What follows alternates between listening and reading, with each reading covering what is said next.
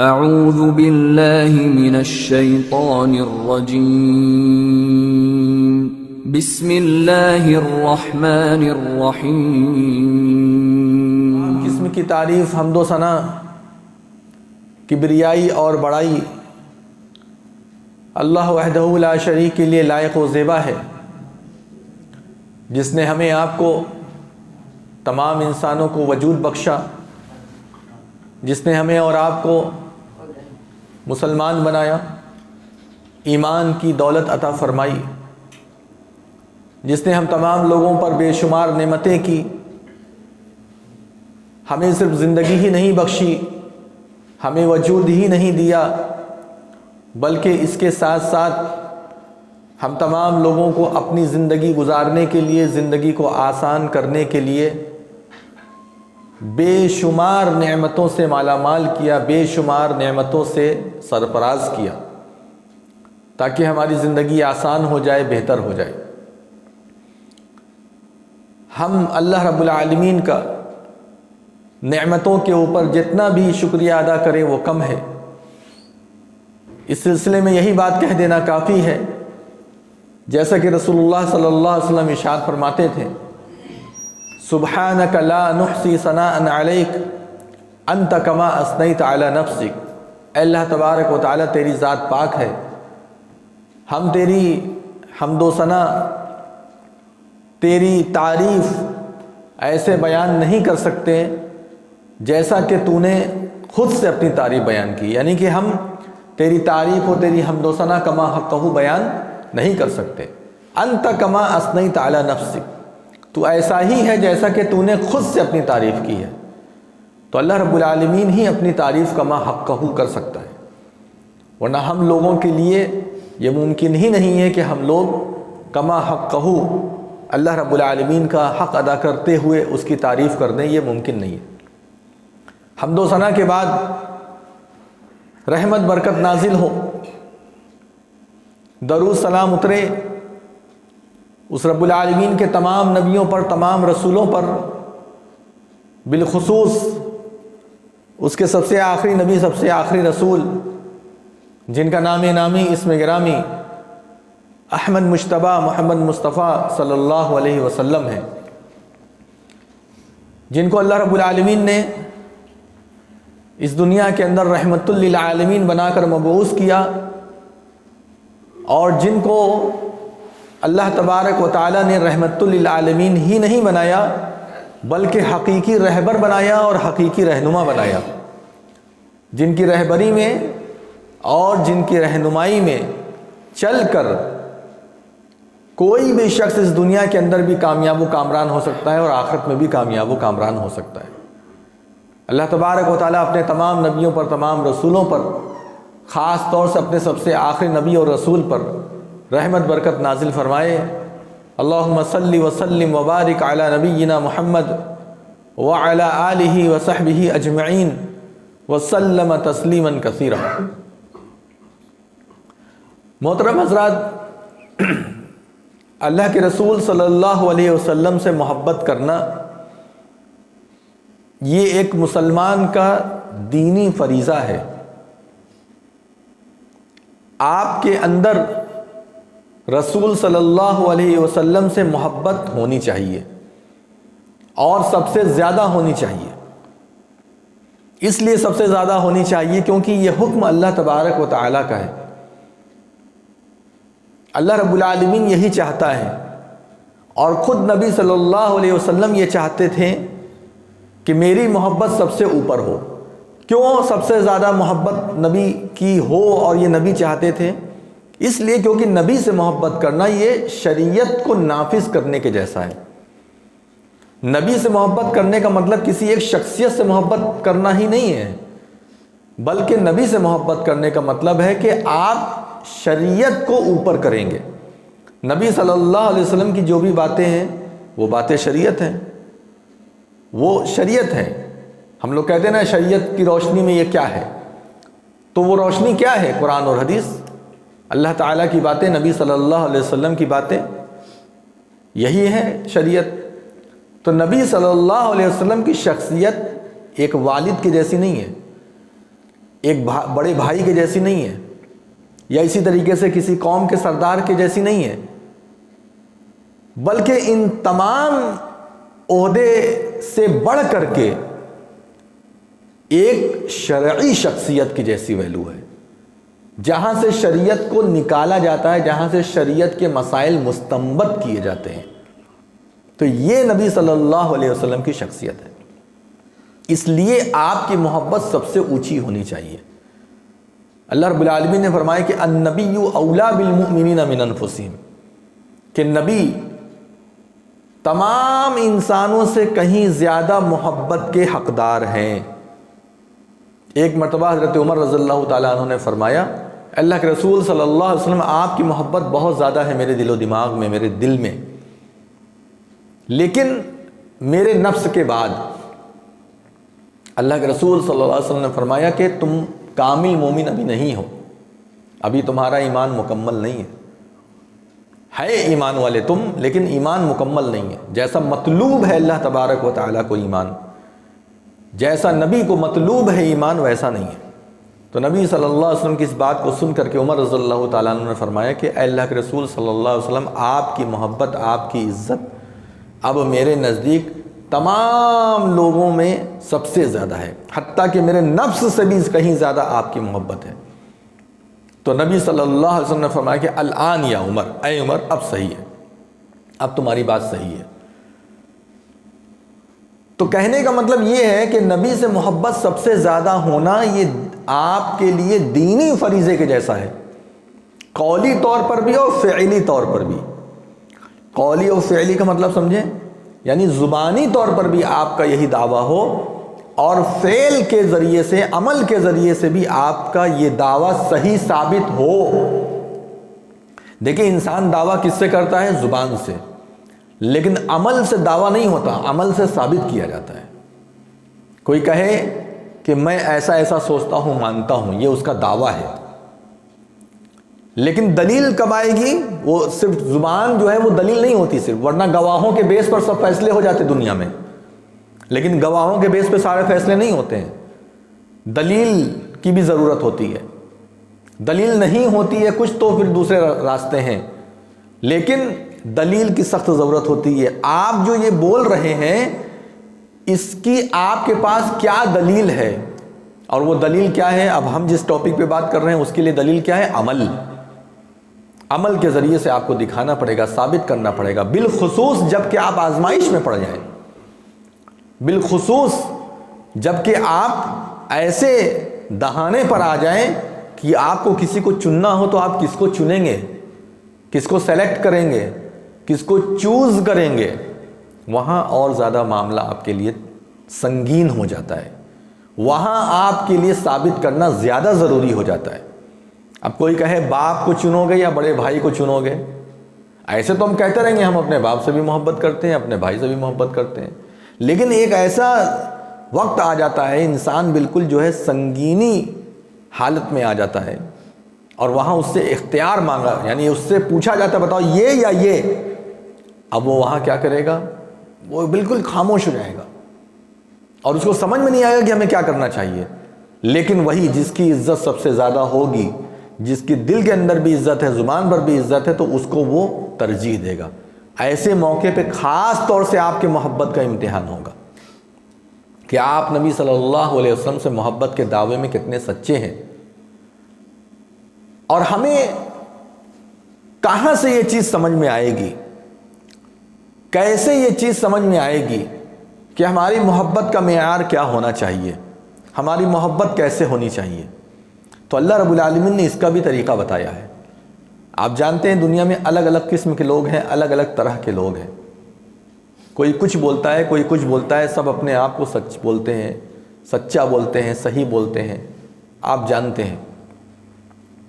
اور سب سے بڑا مسئلہ یہ ہے کہ جس کو جو ملا ہوا ہے وہ اس پر خوش ہے۔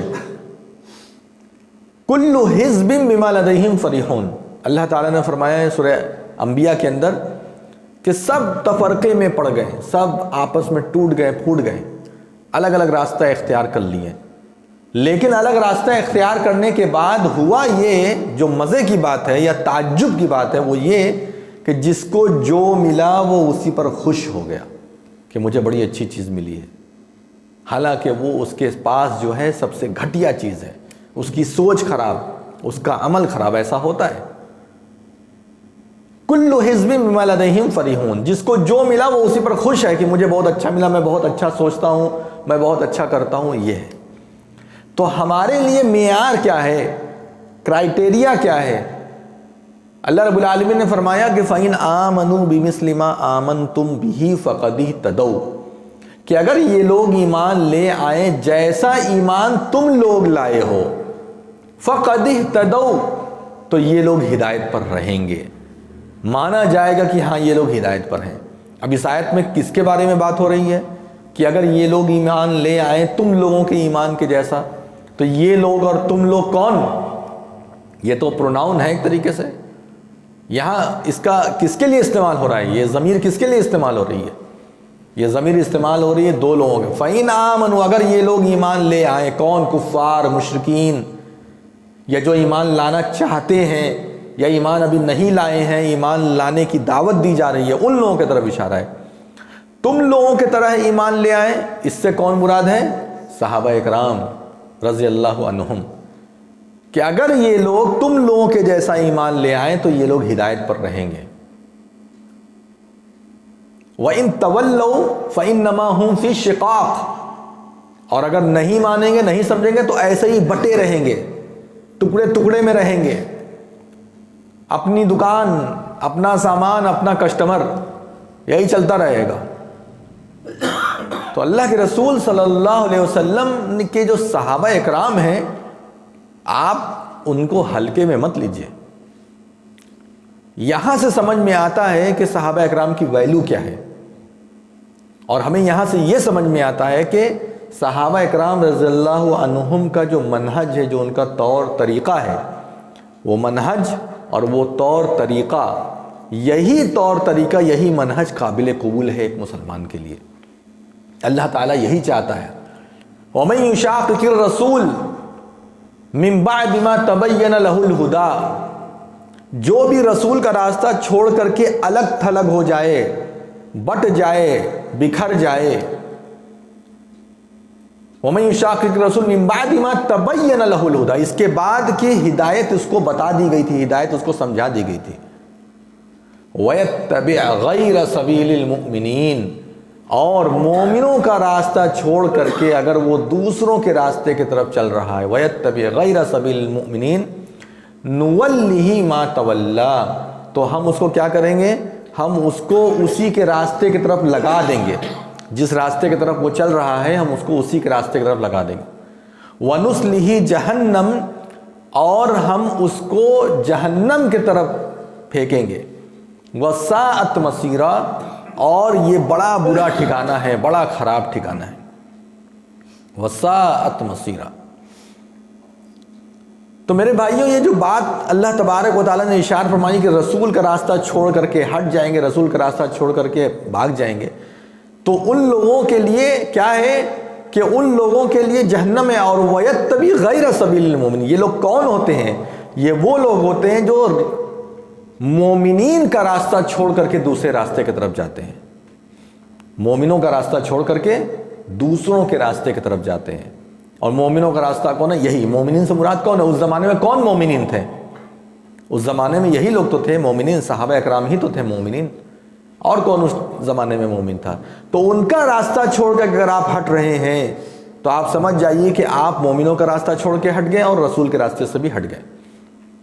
اب جب ہم یہ بات جان چکے ہیں کہ صحابہ اکرام کا اتنا مقام ہے، اتنا مرتبہ ہے، اتنی ویلیو ہے صحابہ اکرام کی، تو ایسی صورت میں اب ہمارے لیے یہ جاننا نہایت ہی ضروری ہے کہ ہم لوگ محبت کا جو معیار ہے وہ محبت کا معیار صحابہ اکرام کے حساب سے طے کریں کہ صحابہ اکرام کیسے نبی سے محبت کرتے تھے، صحابہ اکرام کی نبی سے محبت کیسے ہوتی تھی۔ اب ہم اس معیار کو وہاں سے لیں اور جیسا صحابہ اکرام محبت کرتے تھے اسی طریقے سے ہمیں محبت کرنا ہے۔ دیکھیے صحابہ اکرام کے کسی طریقے پر عمل کرنا الگ بات ہے، اور صحابہ اکرام کے منہج کے مطابق عمل کرنا الگ بات ہے، دونوں الگ الگ چیز ہے۔ ایک ہے صحابہ اکرام کا انڈیویجول کوئی عمل ہے، ان کا الگ منفرد کوئی عمل ہے، اس کے مطابق عمل کرنا، یہ صحابہ اکرام کے محبت کا منہج نہیں ہے۔ کیونکہ کوئی صحابی اگر اپنے انڈیویجول اگر کوئی عمل کر رہا ہے تو ہو سکتا ہے کہ اس کے پاس حدیث پہنچی ہو اور وہ حدیث کے مطابق عمل کر رہا ہے، ہو سکتا ہے کہ حدیث نہ پہنچی ہو اور وہ حدیث کے مطابق عمل نہیں کر رہا ہے، ہو سکتا ہے ایسا۔ حضرت عبداللہ بن مسعود رضی اللہ تعالیٰ عنہ کے بارے میں ہے کہ وہ ایسے ہاتھ کر کے اور پیروں کو ایسے کر کے رکوع کرتے تھے، جبکہ وہ رکوع منسوخ ہو گیا تھا، دونوں پیر کو ایسے ملا لینے والا رکوع جو ہے وہ منسوخ ہو گیا تھا، بعد میں یہ والا عمل جو ہے رہا، لیکن عبداللہ بن مسعود رضی اللہ تعالیٰ نے ایک لمبے وقت تک اسی پر عمل کرتے رہے۔ تو انڈیویجول جو عمل ہے نا اس کو آپ منہج نہیں مان سکتے، یہ نہیں آپ کہہ سکتے قرآن حدیث میں کچھ لکھا ہوا ہے اور آپ کسی صحابی کی کوئی بات لے کر کے آ گئے اور کہا دیکھو یہ صحابی نے یہ بات کہی ہے ہم اس پر عمل کرتے ہیں، تو یہ ہدایت نہیں ہے۔ اس کو آپ یہ نہیں کہیں گے کہ نہیں یہ بالکل پرفیکٹ طریقہ ہے، کیونکہ آپ کو منہج کا راستہ اختیار کرنا ہے، کسی کا ذاتی راستہ اختیار نہیں کرنا ہے، چاہے وہ کوئی بھی ہو۔ تو صحابہ اکرام رضوان اللہ علیہم اجمعین کا منہج کیا تھا وہ اب ہمیں سمجھنا ہے، کیسے وہ محبت کرتے تھے، اور یہی آج کا موضوع ہے ہمارا کہ محبت رسول صحابہ اکرام رضوان اللہ علیہم اجمعین کے آئینے میں، یعنی ان کے عمل کے دائرے میں کیسا ہونا چاہیے ہمارا، یعنی محبت رسول ہماری کیسی ہونی چاہیے، صحابہ اکرام کے تناظر میں ہم دیکھیں گے اس کو۔ تو دیکھیے باتیں بہت لمبی لمبی کریں گے اور ہوتی رہتی ہیں، لوگ سنتے بھی رہتے ہیں، لیکن بنیادی طور پر آپ ایک بات سمجھ جائیے، بنیادی طور پر ایک بات یہ سمجھ جائیے کہ منہج کسے کہتے ہیں، صحابہ اکرام کا منہج کیا ہے، نبی صلی اللہ علیہ وسلم کی بات کے آگے کسی کی بات کو تسلیم نہ کرنا، اس شرط کے ساتھ کہ نبی کی بات کسی مسئلے میں موجود ہے۔ ٹھیک ہے، بات سمجھ میں آ گئی؟ یہ تھا صحابہ اکرام کا منہج۔ پھر سے دوہرا دے رہا ہوں، منہج کی میں بات کر رہا ہوں، صحابہ اکرام رضوان اللہ علیہ، منہج کا مطلب کیا ہے؟ منہج ایک عربی لفظ ہے، اس کا مطلب ہوتا ہے طریقہ، آئیڈیالوجی۔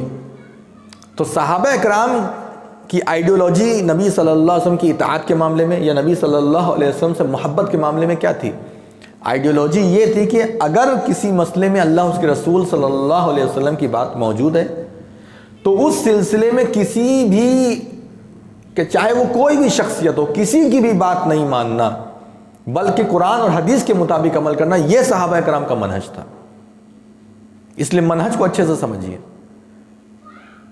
جب کسی معاملے میں صحابہ اکرام کے درمیان ٹکراؤ ہو جاتا تھا تو ایسی صورت میں اب کس پر عمل کیا جائے، کس پر عمل نہ کیا جائے، کس پر عمل کیا جائے، کس پر عمل نہ کیا جائے، یہ ساری کی ساری چیزیں طے کرنا، یہی ہے منہج۔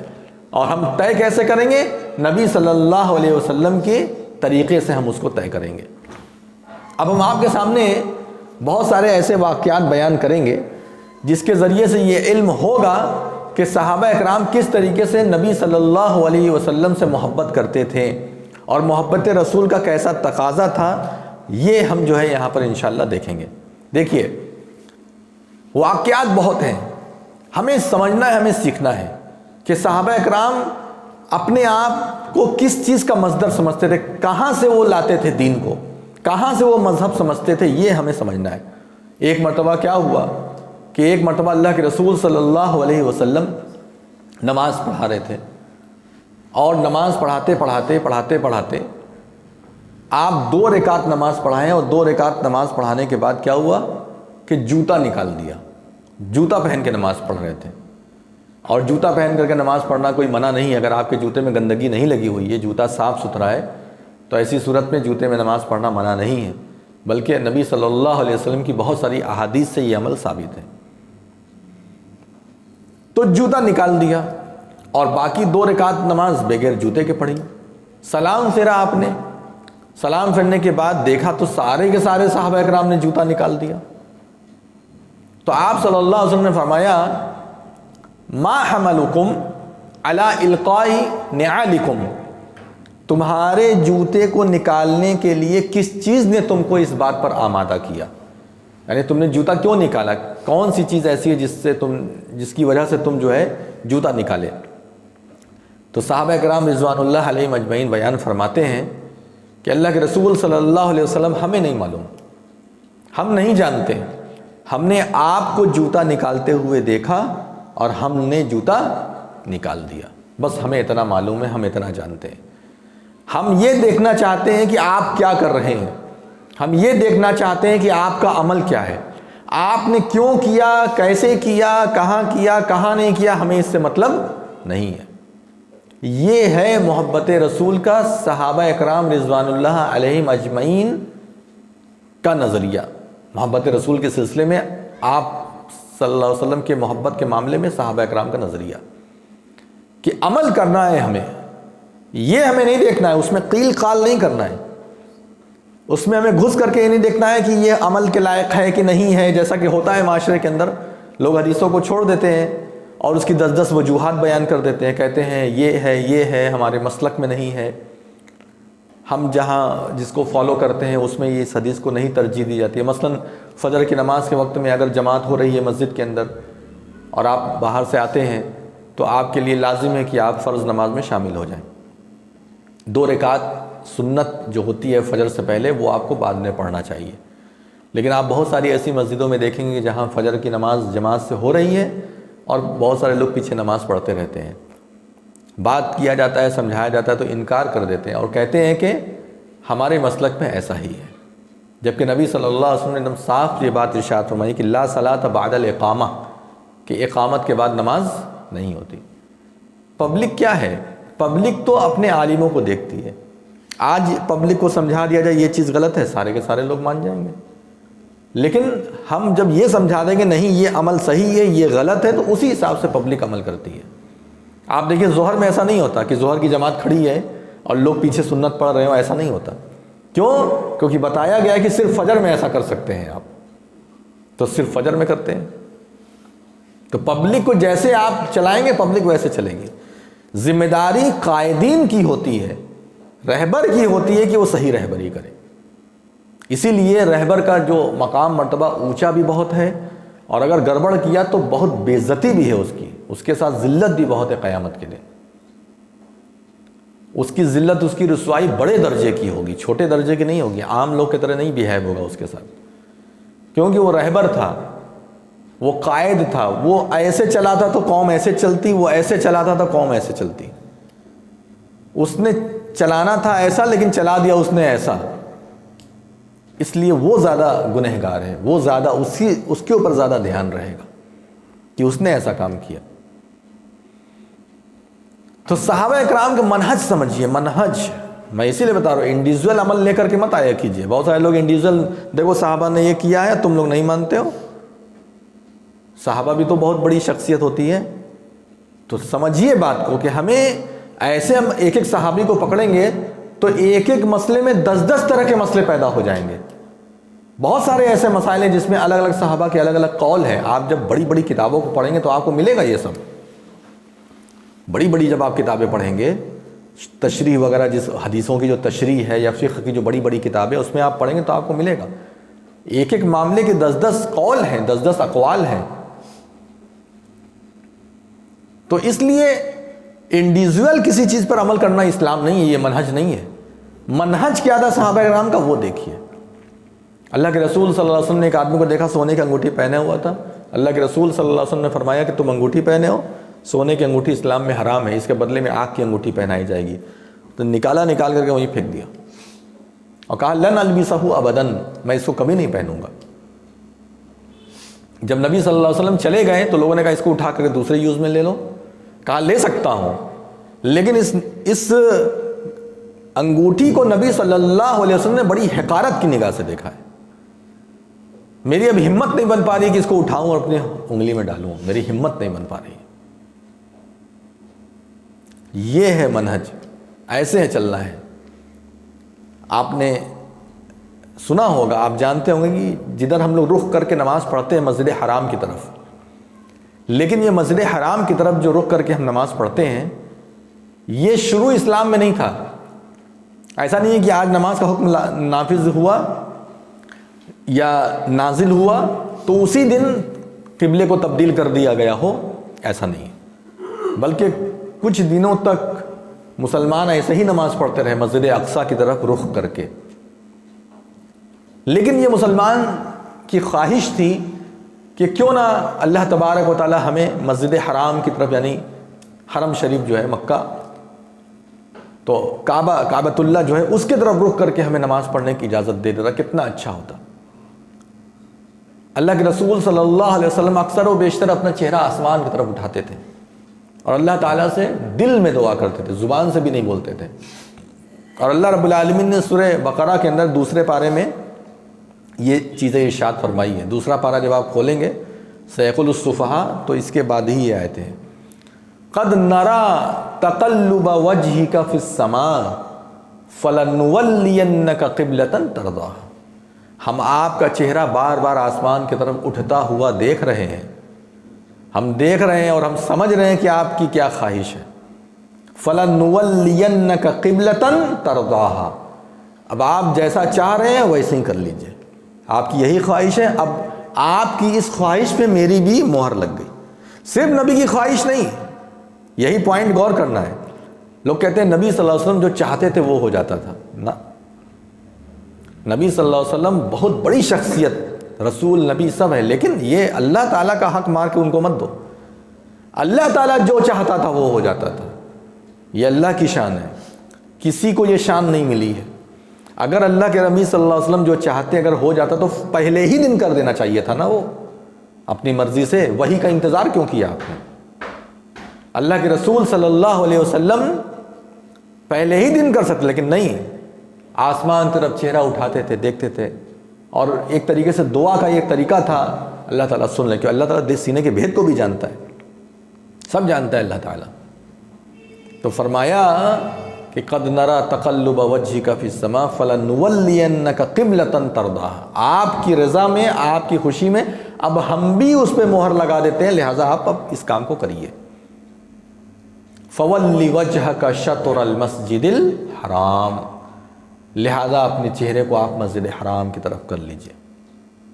اس دن سے یہ ہو گیا. جب یہ آیت نازل ہوئی تو ہوا یہ کہ مسجد قباء میں کچھ لوگ نماز پڑھ کے ادھر سے گئے، وہاں آیت تب نازل ہو گئی اور نمازی کے دوران قبلہ تبدیل ہوا تھا. نمازی کے دوران جو ہے قبلہ تبدیل ہوا تھا، تحویل قبلہ جسے آپ کہہ سکتے ہیں. اور جب ادھر سے نماز پڑھ کے ایک آدمی مسجد قباء کی طرف گیا تو وہاں پہ لوگ جو ہے اسی طرف منہ کر کے نماز پڑھ رہے ہیں، مسجد اقصیٰ کی طرف. تو اس نے کہا اشہد ان لا الہ الا اللہ و اشہد ان محمد رسول اللہ. میں گواہی دیتا ہوں کہ اللہ تبارک و تعالیٰ کے سوا کوئی عبادت کے لائق نہیں ہے، اور میں گواہی دیتا ہوں کہ محمد صلی اللہ علیہ وسلم اللہ کے رسول ہیں. میں ابھی نماز پڑھ کے آیا ہوں نبی صلی اللہ علیہ وسلم کے پیچھے، اور یہ ہوا ہے وہاں پر کہ قبلہ تبدیل ہو گیا ہے.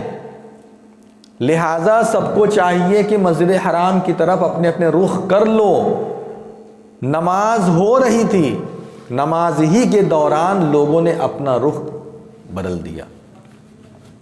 کس نے بولا؟ ایک صحابی نے بولا. کیوں بولا؟ کیونکہ نبی صلی اللہ علیہ وسلم کا عمل آ گیا. عمل آ گیا، صحابی نے گواہی دی. اور صرف یہ نہیں کہا کہ میں بول رہا ہوں میں صحابی ہوں، پہلے گواہی دی ایمان کی، اسلام کی، شہادتین کا اقرار کیا، اس کے بعد کہا ایسا ایسا ہے، تاکہ لوگ کو یقین ہو جائے کہ ہاں ایسا ہوا ہے. اور دوران نماز جو ہے سب لوگ پھر گئے، ادھر سے ادھر ہو گئے. عورتوں کی جگہ مرد آ گئے، مرد کی جگہ عورتیں آ گئیں. یہ ہے منہج. اور اس طریقے سے محبت کرتے تھے صحابہ کرام رضوان اللہ علیہم اجمعین. خیبر کا موقع ہے. خیبر کا آپ جانتے ہیں یہودیوں سے لڑی گئی جنگ، اور اللہ کے رسول صلی اللہ علیہ وسلم، صحابہ کرام سب لوگ اس میں موجود ہیں. گدھا اس ٹائم حلال تھا. کیا تھا؟ حلال. گدھا جانتے ہیں نا، حمار، ڈنکی. تو دو طرح کے گدھے ہوتے ہیں، ایک جنگلی ہوتا ہے، ایک گھریلو ہوتا ہے. تو جنگلی گدھا کبھی بھی حرام نہیں ہوا، جسے شاید نیل گائے بھی لوگ کہتے ہیں. وہ کبھی بھی حرام نہیں ہوا اور آج بھی حلال ہے وہ جنگلی گدھا، نیل گائے. اور یہ جو گدھا ہے، کون سا گدھا؟ جو گھریلو گدھا ہے جس کو لوگ یوز میں لاتے ہیں، جو ناٹا ناٹا ہوتا ہے، سب لوگ جانتے ہوں گے، گدھا کھچر وغیرہ، تو یہ جو جانور ہے یہ حرام نہیں تھا اس وقت، یعنی خیبر کے وقت تک بھی حرام نہیں تھا۔ اللہ کے رسول صلی اللہ علیہ وسلم کے پاس ایک آدمی آئے، بولے کہ اللہ کے رسول صلی اللہ علیہ وسلم، لوگ گدھا ذبح کر رہے ہیں، کھا رہے ہیں، اور سواری کے لیے دقت ہو جائے گی۔ آپ نے کچھ نہیں بولا۔ دوسری بار کوئی آدمی آیا، پھر یہی بات کی، کہا سواری کے لیے دقت ہو جائے گی۔ پھر تیسری بار یہی بات ہوئی، اللہ کے رسول صلی اللہ علیہ وسلم نے فرمایا کہ جاؤ، جا کر کے منادی کر دو۔ حالانکہ نبی صلی اللہ علیہ وسلم پہلے بھی چاہ رہے تھے کہ اس کو حرام کیا جائے، تو صرف یہی وجہ نہیں ہے کہ سواری کے کام آتا ہے لہذا سواری ختم ہو جائے گی، ایسی بات نہیں، بلکہ اور بھی بعض وجوہات تھی جس کی وجہ سے گدھے کے گوشت کو حرام کرنا تھا۔ تو اللہ کے رسول صلی اللہ علیہ وسلم نے فرمایا کہ جاؤ، جا کر کے منادی کر دو اور بول دو کہ جو بھی اللہ اس کے رسول پر ایمان رکھتا ہے وہ سن لے کہ اللہ اس کے رسول صلی اللہ علیہ وسلم نے گدھے کے گوشت کو حرام قرار دے دیا ہے۔ صحابہ کرام فرمایا اصابنا مجاعتن، اصابنا مجاعتن، کہ ہم لوگ بالکل بھوکے تھے، بھوکے پیاسے، کھانے کے لیے بس ہانڈی ابل رہی تھی اور گوشت بالکل تیار تھا، کھانے کی تیاری میں اب ہم لوگ آنے والے تھے۔ اس کے بعد ہم لوگوں نے یہ نہیں دیکھا کہ چلو اسی کو کھا لیتے ہیں، اتنا اب تو بن ہی گیا ہے، یہی کھا لیتے ہیں، اس کے بعد نہیں کھائیں گے نہ۔ آپ دیکھیے کیسی محبت تھی آپ صلی اللہ علیہ وسلم کی، اور محبت عمل سے سمجھ میں آتی ہے۔ میں نے اسی لیے شروع میں بول دیا کہ دعویٰ دلیل الگ الگ چیز ہے۔ دعویٰ کوئی بھی ایرو ویرو نتھو خیرو کر سکتا ہے، کسی بھی چیز کا دعویٰ۔ اب میں بول دوں یہ گھر میرا ہے، اس میں کیا جاتا ہے اتنا بولنے میں، یہ گھر میرا ہے، اب ثابت کر دو یہ گھر تمہارا ہے، اب اس میں نانی مرے گی، اب وہ اتنا آسان نہیں ہے۔ تو دعویٰ دلیل ہمیشہ الگ الگ رہا ہے، یہ سمجھ لیجئے، اور دعویٰ دلیل جب ملتا ہے تب آپ اپنی بات میں سچے مانے جائیں گے۔ تو صحابہ کرام نے یہی سب کر کے دکھایا ہے۔ کیا کہا کہ ایک دم ابل رہا تھا، ایک دم کھانے کے لیے ہم لوگ تیار تھے، لیکن منادی ہوتی ہے، آواز ہوتی ہے، اور اس کے بعد ہم لوگوں نے پورے کے پورے برتن کو انڈیل دیا زمین میں۔ کہا کہ اللہ اس کے رسول نے گدھے کے گوشت کو حرام کر دیا ہے اور یہ گدھے کا گوشت پک رہا ہے، اب کیسے کھائیں گے اس کو؟ جب حرام ہی ہو گیا تو کیا کریں گے اس کو؟ ہٹاؤ، پھینکو اٹھا کر کے۔ سارے لوگوں نے جانور کے گوشت کو پھینک دیا خیبر کے روز۔ یہ ہے صحابہ کرام رضی اللہ عنہم کا نبی صلی اللہ علیہ وسلم سے محبت کرنے کا انداز، محبت کرنے کا طریقہ۔ شراب کا بھی یہی معاملہ تھا۔ شراب کی آیت نازل ہوئی، پورے مدینے کی گلیوں میں شراب بہنے لگی، لوگ اپنے کنڈال کو توڑ توڑ کر کے اور اس میں سے جو ہے شراب بہا رہے تھے۔ پردے کا حکم نازل ہوا، وہاں بھی یہی تھا۔ بلکہ عائشہ رضی اللہ تعالیٰ عنہ فرماتی ہیں کہ اللہ تبارک و تعالیٰ رحم اللہ نساء الانصار، اللہ تبارک و تعالیٰ انصاری عورتوں کے اوپر رحم کرے۔ جب ادھر آیت نازل ہوئی پردے کی اور ان کو جو بھی کپڑا ملا اس سے انہوں نے پردہ کیا۔ بعض نے اوڑھنیاں پھاڑ پھاڑ کر کے بانٹ دیا کہ آدھا تم لے لو آدھا تم لے لو، بعض نے کپڑے پھاڑ کر کے اوڑھنے کا انتظام کیا۔ سامان اتنے نہیں تھے، وسائل نہیں تھے اتنے ان کے پاس، ریسورسز کی بہت کمی تھی، لیکن دل کے اندر محبت کے جو جذبات ہیں وہ بہت بھینکر تھے، وہ بہت اعلیٰ درجے، بھینکر مطلب ڈینجر نہیں، بہت زیادہ دل سے وہ محبت کرتے تھے نبی صلی اللہ علیہ وسلم سے، اور نبی صلی اللہ علیہ وسلم کی بات کے خلاف نہیں جانا چاہتے تھے۔ بات کے خلاف تو بہت دور کی بات ہے بھائی، بات کے خلاف تو بہت دور کی بات ہے، پتہ چل جائے نبی یہ کہہ رہے ہیں، یہ بول رہے ہیں، اور اس کے مطابق عمل کرنا شروع کر دیتے تھے۔ ایسی محبت ہمارے اندر آنی چاہیے۔ جب ایسی محبت آ جائے گی تو آپ بڑی بڑی مصیبتوں کو، بڑی بڑی آزمائشوں کو بھی پار کر کے چلے جائیں گے۔ بڑی بڑی مصیبتیں، اور جہاں جیسا کہ میں نے آپ کو شروع میں بتایا کہ انسان کبھی کبھی تردد کا شکار ہو جاتا ہے، آزمائش کا شکار ہو جاتا ہے، اس میں سمجھ میں نہیں آتا کیا کرے کیا نہ کرے، وہاں یہ جذبات اگر آپ کے اندر رہیں گے تو یہ جذبات آپ کو کامیابی دلائیں گے۔ کیسے؟ ابوبکر صدیق رضی اللہ تعالیٰ عنہ خلیفہ بنے، نبی صلی اللہ علیہ وسلم کی وفات ہو گئی، آپ خلیفہ بنے یعنی ابوبکر رضی اللہ تعالیٰ عنہ۔ نبی صلی اللہ علیہ وسلم نے اپنی وفات سے پہلے اسامہ بن زید رضی اللہ تعالیٰ عنہ کی قیادت میں ایک سریہ روانہ کیا تھا، ایک جماعت، ایک ٹکڑی روانہ کی تھی کسی سلسلے میں، کوئی جنگ وغیرہ کے حالات تھے تو اس کے لیے انہوں نے روانہ کیا تھا، اور وہ لوگ تھوڑی دور گئے ہی تھے، بہت زیادہ دور بھی نہیں گئے تھے، لیکن بہرحال تھوڑا بہت تو دور نکل ہی گئے تھے، اور ادھر آپ کا انتقال ہو گیا۔ تو ابوبکر صدیق رضی اللہ تعالیٰ عنہ جب خلیفہ بنے تو لوگوں نے کہا کہ دیکھو ایسا ہے کہ نبی صلی اللہ علیہ وسلم اب اس دنیا میں نہیں ہے، کفار مشرکین جو بھی ہمارے دشمن ہیں سب مدینے کے اوپر حملہ کرنے کی کوشش کریں گے، لہٰذا ہم لوگوں کے پاس ایک ایسی جماعت ہونی چاہیے جو ان کا مقابلہ کر سکے، اور وہ ہیں جنگجو صحابہ اکرام، جنگجو یعنی جنگ کرنے والے جو جنگ میں ماہر ہیں، اور سب تو اس میں چلے گئے ہیں اکثر و بیشتر، تو مدینہ ایک خطرے میں ہے، لہٰذا ان کو واپس بلا لیا جائے، ان کو کیا کیا جائے، واپس بلا لیا جائے۔ یہ کچھ لوگ مشورہ دے رہے تھے، کس کو مشورہ دے رہے تھے؟ ابوبکر صدیق رضی اللہ تعالیٰ عنہ کو مشورہ دے رہے تھے۔ ابوبکر صدیق رضی اللہ تعالیٰ عنہ نے یہ بات سنی، اور سننے کے بعد فرمایا کہ لو کانت جرت الکلاب بارجل ازواج الرسول صلی اللہ علیہ وسلم، کہ اگر کتے نبی کی بیویوں کے پیر بھی نوچیں، نبی کی بیویوں میں ان کی بیٹی بھی آتی ہیں عائشہ رضی اللہ عنہ، ممکن ہے کہ انہی کی طرف اشارہ رہا ہوگا کہ اگر کتے، مدینے کے کتے، اب چاہے انہوں نے کتے سے جو بھی مراد لیا ہو، چاہے دشمنوں کو مراد لیا ہو یا جانور کو مراد لیا ہو، اللہ عالم، لیکن کلاب کا لفظ ہے، کلاب کلب کی جمع ہے، کلب مطلب ہوتا ہے کتا، اور کلاب مطلب کلب مطلب ڈاگ، اور کلاب مطلب ڈاگس، تو کتے آ کر کے مدینے کے اندر اور ازواج رسول، ازواج مطہرات امہات المومنین کے پیر بھی نوچے، ما رددت، لیکن میں اس جیش کو واپس نہیں بلاؤں گا، لا حللت لواء عقد رسول اللہ صلی اللہ علیہ وسلم، میں اس گانٹھ کو نہیں کھول سکتا جس گانٹھ کو نبی صلی اللہ علیہ وسلم نے باندھا ہے۔ یہ سریہ، یہ جماعت، یہ جیش کس نے روانہ کیا ہے؟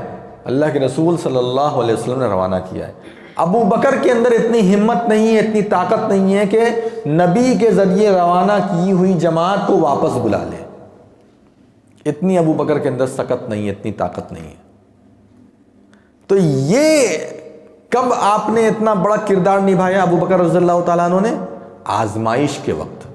یہ آزمائش تھی نا، یہ عام معاملہ تو تھا نہیں کہ بھئی نماز پڑھ لو، روزہ رکھ لو، یہ کوئی عام معاملہ نہیں تھا۔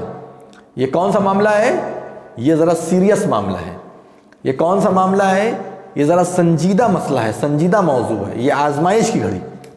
اس وقت میں اللہ کے رسول صلی اللہ علیہ وسلم کی حدیث پر عمل کر لینا یہ بہت بڑی بات ہے، اور آپ نے کر کے دکھایا۔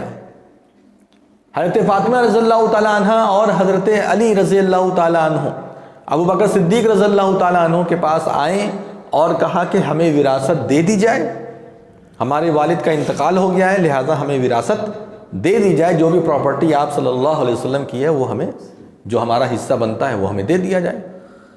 تو ابو بکر صدیق رضی اللہ تعالیٰ عنہ نے فرمایا کہ میں نے نبی صلی اللہ علیہ وسلم سے سنا ہے، میں نے نبی صلی اللہ علیہ وسلم سے سنا ہے، آپ نے فرمایا کہ ما ترکنا فہی صدقہ، ہم جو کچھ بھی چھوڑ کر جاتے ہیں وہ کیا ہے؟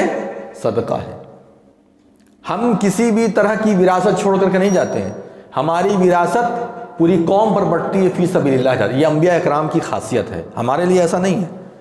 لیکن انبیاء اکرام کا معاملہ کیا ہے؟ نبیوں کا معاملہ کیا ہے کہ نبی کا معاملہ یہ ہے کہ نبی جب اس دنیا سے رخصت ہوتے ہیں، اگر ان کے پاس کچھ ہے تو وہ کیا ہوتا ہے؟ وہ سب صدقہ ہو جاتا ہے، سب رفاہ عام میں چلا جاتا ہے، ذاتی طور پر ان کے گھر میں کچھ نہیں بڑھتا۔ ابو بکر صدیق رضی اللہ تعالیٰ نے اس جھگڑے کو کتنی آسانی سے ختم کیا۔ کچھ لوگ کہتے ہیں کہ فاطمہ رضی اللہ تعالیٰ نے غصہ آ گئی تھی، اس کے بعد بات کرنا بند کر دیا تھا، یہ سب ایسی بات نہیں ہے۔ شیعہ لوگ اس طرح کی بات اٹھاتے ہیں، ان کی مرضی۔ اور اگر سوچیں یہ ظلم تھا، جیسا کہ وہ کہتے ہیں ظلم کر دیا، تو حضرت علی رضی اللہ تعالیٰ عنہ جب خلیفہ بنے تو واپس لینا نہ چاہیے تھا، وہ سب ان کی حکومت آ گئی تھی، وہ چاہتے سب لے سکتے تھے، یہ کوئی ناراض وراز نہیں تھے۔ اور رہی بات، دیکھیے انسان کے بیچ من مٹاؤ بہت ساری چیزوں میں کبھی کبھی ہو جاتا ہے، ضروری نہیں ہے کہ من مٹاؤ کی وجہ وہی رہی ہو۔ تو اس طرح کی چیزیں جو سوچتے ہیں یہ غلط بات ہے، اس پر فٹ کر دینا اچھی بات نہیں ہے۔ تو میں یہ کیا بتا رہا ہوں کہ ابو بکر صدیق رضی اللہ تعالیٰ عنہ نے اس آزمائش کو بھی آسانی سے جھیلا اور نبی صلی اللہ علیہ وسلم کے حکم کو نافذ کیا۔ بہت واقعات ابو بکر رضی اللہ تعالیٰ عنہ کے تو بڑے واقعات ہیں۔ ایک عورت آئی ابو بکر رضی اللہ تعالیٰ عنہ سے پوچھا، کہا کہ میرا پوتا مرا ہے، میں دادی ہوں اپنے پوتے کی، مجھے کیا کچھ وراثت ملے گی؟ تو انہوں نے کچھ سوال وغیرہ پوچھا ہوگا کہ وراثت کا معاملہ جو ہوتا ہے، جو تقسیم ہوتی ہے پراپرٹی، اس کے بہت مسائل ہیں، ایک حدیث یا ایک بات سے وہ مسئلہ حل نہیں ہوتا پراپرٹی کا۔ تو اس نے کہا کہ ایسا ایسا ہے، تو ابوبکر رضی اللہ تعالیٰ عنہ نے فرمایا کہ مجھے علم نہیں کہ تمہیں کچھ ملے گا، مجھے علم نہیں ہے، مجھے قرآن اور حدیث میں تمہارا حصہ نہیں سمجھ میں آتا۔ کہا کہ پھر بھی میں پوچھتا ہوں لوگوں سے۔ ابوبکر صدیق رضی اللہ تعالیٰ نے لوگوں سے پوچھا تو جواب یہ ملا کہ اس عورت کو ثلث ملے گا۔ کیا ملے گا؟ ثلث۔ اب وہ جوڑ گھٹائے ہوں گے، اور بھی سوالات ہوتے ہیں، بس یہ نہیں کہ میرا پوتا مر گیا مجھے کتنا ملے گا، اس کے ساتھ بھی بہت سارے سوال ہوتے ہیں، بھائی ہے کہ نہیں ہے، بہن ہے کہ نہیں ہے، اولاد ہے کہ نہیں ہے، بیٹا ہے کہ نہیں ہے، سب سوال پوچھنے کے بعد نتیجہ نکلتا ہے۔ کہا ایسی عورت کو، یعنی یہ جو عورت ہے اس کو ثلث ملے گا، 1/3، 1/3۔ کہا کہ یہ اس کا حصہ ہے۔ ابوبکر رضی اللہ تعالیٰ عنہ نے نافذ کر دیا۔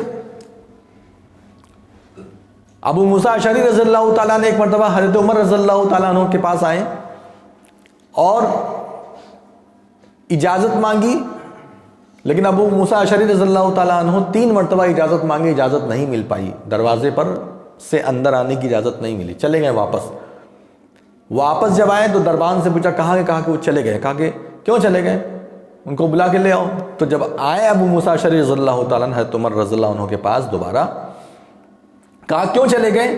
کہا کہ 3 مرتبہ ہم نے اجازت مانگی، ہمیں کوئی اجازت نہیں ملی، اور 3 مرتبہ سے زیادہ اجازت مانگنا جائز نہیں ہے، اس لیے میں چلا گیا۔ تو نبی صلی اللہ علیہ وسلم نے فرمایا، عمر رضی اللہ تعالیٰ عنہ نے فرمایا کہ کیسے؟ کہا کہ یہی نبی صلی اللہ علیہ وسلم کا عمل ہے، یہ سنت ہے، آپ کا حکم ہے۔ تو کہا تمہارے پاس اس کی کوئی دلیل ہے؟ تمہارے پاس اس کی کوئی دلیل ہے؟ کہا کہ میں نے نبی صلی اللہ علیہ وسلم سے سنا ہے۔ کہا کہ تم نے سنا ہے اور کسی نے سنا ہے؟ کیسے ہم تمہاری بات مان لیں؟ کہا اس پر گواہ پیش کرو ورنہ تمہاری خیر نہیں۔ اور ابو موسیٰ اشعری رضی اللہ تعالیٰ عنہ دوڑے دوڑے بھاگے مسجد کے اندر، اور وہاں جا کر کے اعلان کیا کہ ایسی سی بات ہو گئی ہے، یہ حدیث میں نے سنی ہے، اور وہاں عمر کہتے ہیں کہ ایک دلیل اور پیش کرو، ایک گواہ اور پیش کرو۔ تو اس کے بعد وہاں 2 لوگ کھڑے ہوئے، 2 لوگ وہاں پر کھڑے ہوئے، 2 صحابہ اکرام، انہوں نے گواہی دی۔ اس کے بعد عمر رضی اللہ تعالیٰ عنہ مان گئے۔ تو آزمائش کے وقت میں بھی، اب آپ دیکھیے یہاں ایک صحابی کا کہہ دینا کافی تھا یا نہیں تھا؟ لیکن عمر رضی اللہ تعالیٰ عنہ کہا نہیں، نبی کی بات ہے، کم سے کم 2 گواہ پیش کرنا پڑے گا، نبی کی بات ہے، کم سے کم 2 لوگوں کو یہاں پیش کرو تاکہ ہم تمہاری بات کو مانیں کہ ہاں تم سچ بول رہے ہو۔ تو نبی صلی اللہ علیہ وسلم سے محبت ایسے کرتے تھے صحابہ اکرام۔ خلافت کو لے کر کے جھگڑا ہوا ثقیفہ بنی ساعدہ میں، لوگ اکٹھا ہوئے، اب ہوگی جنگ، تب ہوگی جنگ، لڑائی ہو رہی ہے۔ ادھر آپ صلی اللہ علیہ وسلم، یعنی کہ ابھی جسٹ ان کا انتقال ہوا، جسٹ ابھی رخصت ہوئے دنیا سے، اور یہاں لڑنے جھگڑنے لگے لوگ۔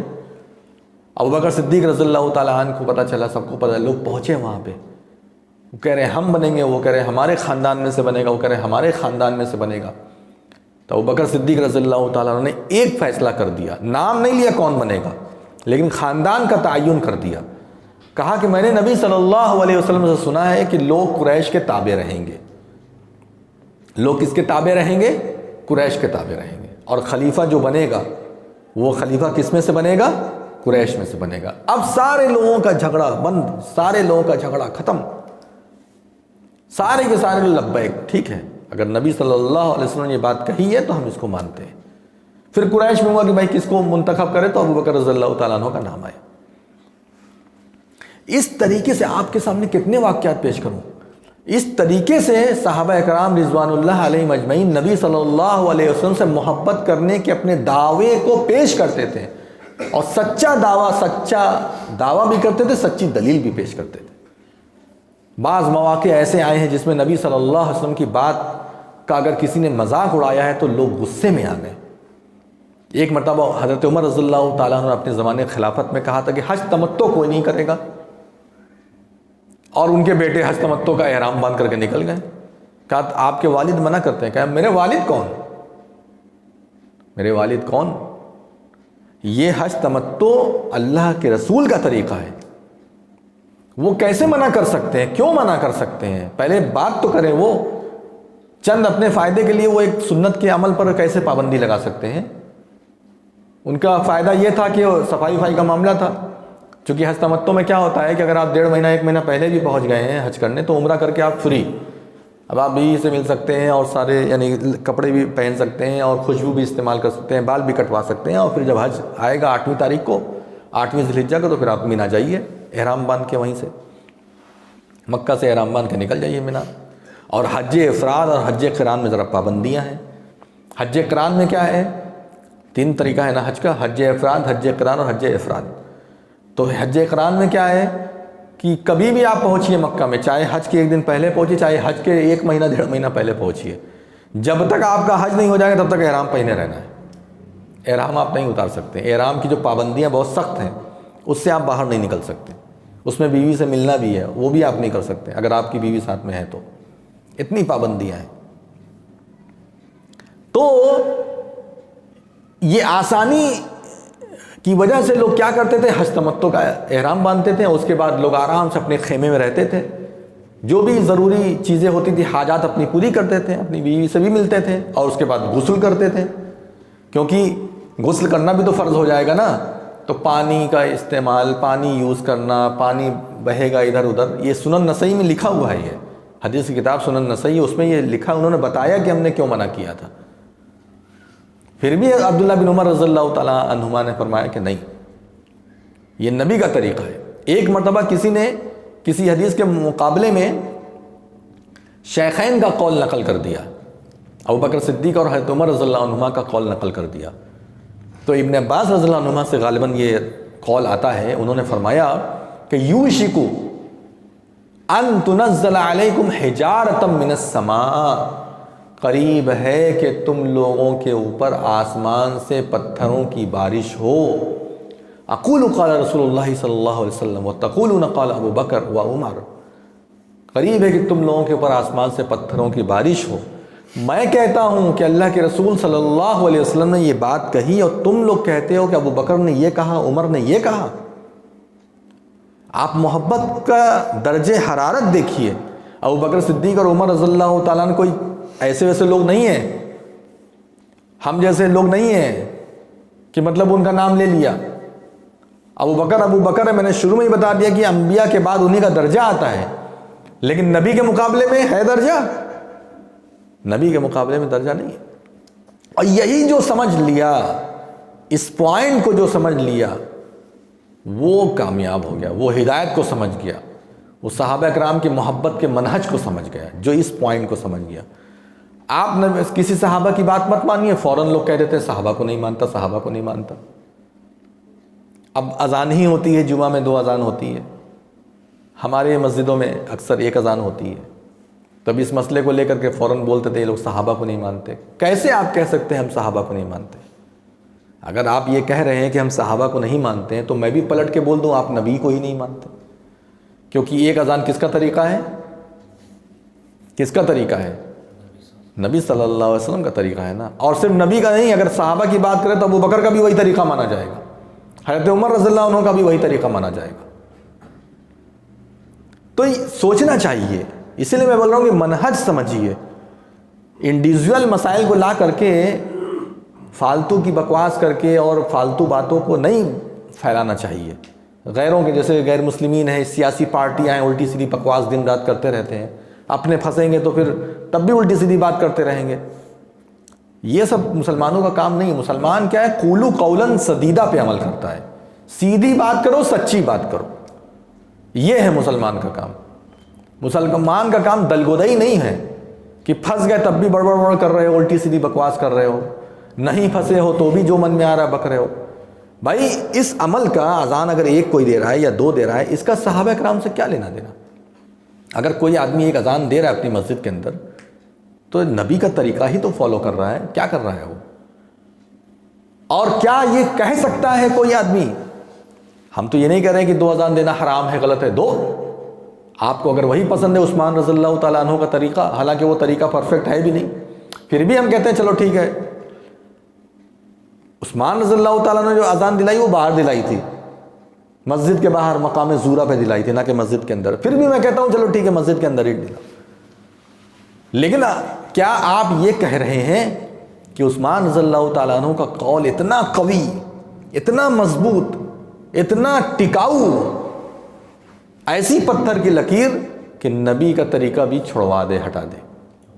یہی نا آپ کہنا چاہ رہے ہیں اس کا مطلب؟ نبی کا طریقہ آیا ہے کس لیے؟ سب کے طریقے کو ختم کرنے کے لیے، اور آپ اپنے عمل سے یہ بتا رہے ہیں یا اپنے قول سے یہ بتا رہے ہیں کہ صحابہ کا عمل آیا ہے نبی کے قول کو ختم کرنے کے لیے۔ کبھی ایک اذان نہیں دیتے آپ، کبھی نہیں دیتے۔ جیسے 2 اذان عثمان غنی رضی اللہ تعالیٰ عنہ کا جو یہ عمل ہے وہ لگتا ہے قیامت تک کے لیے ہو گیا ہے۔ ان لوگوں کا جو بعض اعمال ہیں وہ اعمال حالات کی وجہ سے ہوتے تھے، بحیثیت حاکم، بحیثیت حاکم۔ اب دیکھیے حاکم کیا ہے، کورونا کے دور میں مسجدیں بند ہو گئی تو کیا قیامت تک کے لیے بند کر دیں گے؟ ایک دور آیا چلا گیا، نارمل ہو گئے سب لوگ، چلو بھائی مسجد میں نماز پڑھ لیں۔ بہت سارے جانور حلال ہیں لیکن چڑیا گھر کے اندر رہتے ہیں، وہ اس کو آپ کو نہیں، اس کا آپ شکار نہیں کر سکتے۔ وہی جانور باہر ملے گا، آپ کھاؤ پیو، لیکن اندر کا اگر آپ نے کوئی جانور، مان لو کوئی خرگوش اندر ہے، آپ خرگوش کو حلال ہے ہم کھائیں گے، تو بھائی حلال ہے کھاؤ گے تو جا کے مارکیٹ سے خریدو کھاؤ، کہ چڑیا گھر کے اندر کا حلال؟ وہ کیا ہے، حلال ہے لیکن پابندی لگی ہے حاکم کی طرف سے کہ اس دائرے کے اندر جو بھی جانور ہیں اس کو آپ کچھ بھی نہیں، حتیٰ کہ اس کو ڈرا بھی نہیں سکتے ہیں، اس کو پتھر بھی نہیں مار سکتے ہیں، ہے کہ نہیں؟ اس کو کچھ کھلا بھی نہیں سکتے ہیں، کھلانا بھی منع ہوتا ہے زو کے اندر، آپ اپنا کچھ بھی سامان نہیں کھلا سکتے، منع ہوتا ہے، بھلے لوگ چوری چپکے سے کھلا دیں، کیونکہ ڈر رہتا ہے کہ کوئی ایسا تو نہیں کھانے میں زہر ملا کے لے آیا ہے کسی جانور کو نقصان پہنچانے کے لیے، یا جانور کے لیے طبیعت میں وہ آئے نہ، اسی لیے کھانے کا انتظام چڑیا گھر والے اپنا کرتے ہیں۔ تو بہت ساری چیزیں ایسی ہوتی ہیں جو حاکم وقت اپنے وقت کے اعتبار سے، حالات کے اعتبار سے کچھ فیصلہ لاگو کر دیتا ہے، لیکن وہ قیامت تک کے لیے نہیں ہوتا ہے۔ وہ حکمت ختم تو عمل بھی ختم، حکمت ختم تو عمل بھی ختم، لیکن نبی صلی اللہ علیہ وسلم کا طریقہ قیامت تک کے لیے۔ ایسی محبت جب تک ہم پیدا نہیں کریں گے تب تک آپ سمجھ جائیے کہ محبت کا جو منہج ہے اس منہج پہ ہم لوگ ٹک نہیں پائیں گے، کھڑے نہیں ہو پائیں گے۔ جیسا منہج تھا صحابہ اکرام کا، جیسی وہ محبت کرتے تھے، جیسی محبت وہ نبی صلی اللہ علیہ وسلم سے کرتے تھے۔ ایک بار کیا ہوا، کچھ لوگ ایک سریہ وغیرہ کے ساتھ، یعنی وہی جیسے ٹکڑی کے ساتھ کہیں گئے تھے، کسی کام سے گئے ہوں گے، نبی صلی اللہ علیہ وسلم نے باقاعدہ بھیجا تھا، دین کی دعوت کے لیے بھیجا تھا یا کسی بھی چیز کے لیے بھیجا تھا، واللہ عالم، اتنی تفصیل نہیں ہے حدیث میں، بہرحال بھیجا تھا۔ حضرت جابر رضی اللہ تعالیٰ نے اس کے غالباً راوی ہیں، وہ واقعہ بیان کر رہے ہیں۔ وہ کہتے ہیں ہوا یہ کہ جو امیر تھا ہمارا، جو ہمارا ذمہ دار تھا، جس کو نبی صلی اللہ علیہ وسلم نے ہمارا امیر اور حاکم بنا دیا تھا وقتی طور پر، اس کو کسی بات پر غصہ آ گیا۔ ساری جماعت سے وہ کیا ہو گیا، جماعت میں تبلیغی جماعت کو آدمی مت سمجھنا، جماعت کا مطلب کیا ہوتا ہے، جماعت کا مطلب گروہ، ہر گروہ کو جماعت بول سکتے ہیں۔ تو اس کے جو امیر تھے اس کو کسی بات پر غصہ آ گیا، تو معلوم ہے اس نے کیا کیا، اس نے کہا کہ لکڑیاں اکٹھا کرو، سب لکڑیاں اکٹھا کر گئے، یہ صحیح بخاری کی حدیث ہے۔ سب نے لکڑیاں اکٹھا کی، لکڑیاں اکٹھا کرنے کے بعد کہا کہ اس میں آگ لگاؤ، اس کو جلاؤ، اس کو شعلہ بناؤ، تو وہ بھی کر دیا، آگ بھڑکنے لگی۔ اب تیسرا حکم جو تھا وہ ماننے کے لائق نہیں تھا، اور وہ حکم کیا تھا معلوم ہے؟ وہ حکم تھا کہ اب سب اس میں کودو، اپنی جان دو اسی میں۔ اب سب کا ماتھا خراب ہو گیا، اس کا پاگل ہو گیا، یہ کیا بول رہا ہے؟ یہ صحیح بخاری کی حدیث ہے، کوئی ادھر ادھر کا قصہ کہانی نہیں آپ کو بیان کر رہا۔ اتنا غصہ ہو گیا کہ کہہ رہے سب لوگ اس میں کود کے مر جاؤ، جان دو یہاں پر سب لوگ۔ تو کچھ لوگوں نے کہا کہ امیر کی اطاعت ضروری ہے، لازم ہے، چلو بھائی لائن لگاؤ، سب لوگ مرتے ہیں اسی میں، امیر صاحب بول رہے ہیں۔ لیکن کچھ نے کہا کہ نہ نہ نہ، رکو سب لوگ، یہ بیوقوفی کر رہا ہے، بھلے ہی ہمارا امیر ہے ذمہ دار، لیکن بیوقوفی کر رہا ہے۔ ہم اسی آگ سے بچنے کے لیے اسلام میں آئے ہیں تاکہ اللہ تعالیٰ ہمیں آگ سے بچا لے، اور یہ کہہ رہا ہے آگ میں کودو۔ یہ واقعہ نبی صلی اللہ علیہ وسلم تک ہم لوگ لے کر کے جائیں گے، وہاں بات رکھیں گے اور نبی صلی اللہ علیہ وسلم اگر فیصلہ دے دیں گے تو پھر ہم لوگ آ کر کے کود جائیں گے اس میں. چلو سب لوگ اس کو چھوڑو، ہٹو یہاں سے. سب لوگ واپس گئے. واپس جانے کے بعد نبی صلی اللہ علیہ وسلم کے سامنے یہ واقعہ رکھا. آپ صلی اللہ علیہ وسلم نے معلوم ہے کیا فرمایا؟ چاہتے تو ہمارے زمانے کے لوگ ہوتے ہیں، ہمارے دور کے لوگ ہوتے ہیں، جو ایک ایک صحابی کی ایک ایک بات کو لوگ شریعت سمجھنے لگے ہیں تو پتہ نہیں کیا فیصلہ کرتے. آپ نے کہا کہ اگر تم لوگوں میں سے کوئی بھی اس آگ میں جاتا تو ہمیشہ ہمیشہ اسی آگ میں رہتا، اس آگ سے نہیں نکل پاتا. اب وہ حکم دینے والا صحابی تو تھا. آپ بتائیے، جس نے آگ جلانے کا اور آگ میں پھینکنے کا حکم دیا، نبی صلی اللہ علیہ وسلم نے سب کو بھیجا تھا نا بحیثیت مسلمان، تو وہ بھی تو صحابی تھے نا. اسی لیے میں بار بار یہ بات کہہ رہا ہوں کہ صحابہ اکرام کا انڈیویجول کوئی بھی مسئلہ ہمیشہ شریعت نہیں بن جاتا ہے کہ کسی بھی مسئلے میں آپ صحابی کی کوئی دلیل پیش کر دو وہ شریعت بنا لو. نبی کی حدیث کو کوئی اہمیت ہی نہیں ہے. 3 طلاق کے مسئلے میں یہی معاملہ ہے. حضرت عمر حضرت عمر حضرت عمر. ارے نبی کا کیا ہوگا؟ ٹھیک ہے انہوں نے 3 کو 3 مانا کیا، جو بھی کیا اپنے دور میں ٹھیک ہے، ہم ان کے خلاف نہیں ہیں، وہ خلیفہ راشد تھے.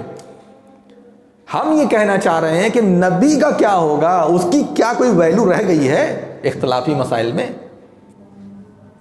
جس میں سب مان رہے اس میں مان گئے تو کیا مانے، جس میں جھگڑا ہو رہا ہے اس میں مان کر کے دکھاؤ، تب لگے کہ ہاں محبت ہے.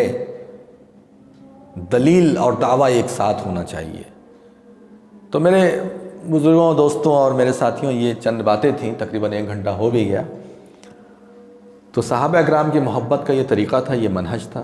اسی منہج کے حساب سے صحابہ اکرام زندگی گزارتے تھے. صحابہ اکرام ایک دوسرے کو بھی ڈانٹ دیتے تھے، پھٹکار دیتے تھے نبی کی حدیث کے آگے، خود دلیل مانگتے تھے نبی کی بات لے کر کے آؤ.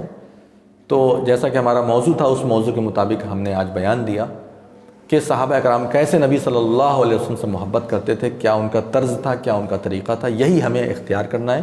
اور آخری بار پھر سے وہی ایک بات کہ ہمیں صحابہ اکرام کا انفرادی عمل نہیں دیکھنا ہے، ہمیں ان کا منہج دیکھنا ہے. اور منہج کیا ہے، آئیڈیالوجی کیا ہے کہ اختلاف میں نبی کا دامن پکڑیں گے. یہی آئیڈیالوجی، اس آئیڈیالوجی پہ جو چلے گا انشاءاللہ کامیاب ہوگا. جو نہیں چلے گا وہ بھٹکے گا، ادھر ادھر پھنسے گا اور سیدھے راستے پہ آنا اس کے لیے مشکل ہو جائے گا.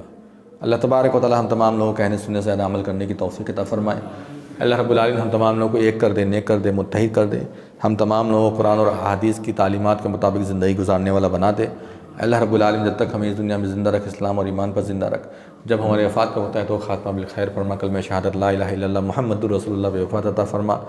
اللہ رب العالمین ہم تمام لوگوں کی جان مال عزت آبرو کی حفاظت فرما، مسجدوں کی حفاظت فرما، مدرسوں کی حفاظت فرما، علماء اکرام کی حفاظت فرما، ہمارے ایمان اور عقیدے کی حفاظت فرما. اللہ رب العالمین ہم تمام لوگوں جو لوگ بے روزگار ہیں انہیں روزگار عطا فرما، جو لوگ بے اولاد ہیں انہیں صاحب اولاد کر دے، جو لوگ مشکلات میں اور مصیبتوں میں گھرے ہوئے ان کی مشکلات اور مصیبتوں کو دور کر دے. آمین رب العالمین. وآخر دعوانا ان الحمد للہ رب العالمین. والسلام علیکم ورحمۃ اللہ وبرکاتہ.